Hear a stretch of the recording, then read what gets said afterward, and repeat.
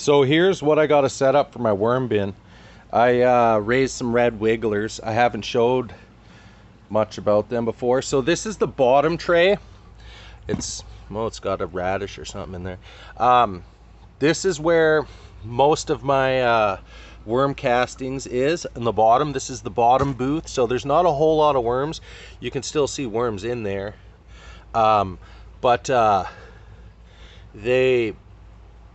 they just stay down here, and basically they're cleaning up what's still left in here for food. Every once in a while I'll put some eggshells, coffee grinds, vegetables that are left over, but I don't really feed the bottom one.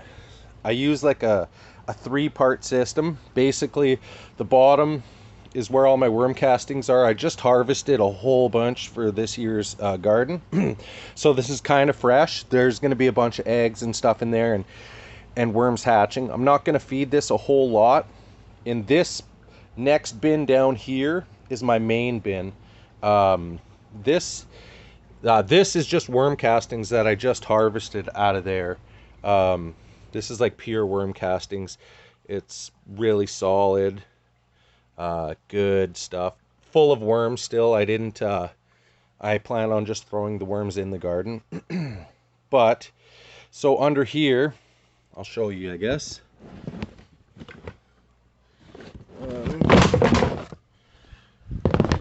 So under here is my main bin. It's pretty dark down here.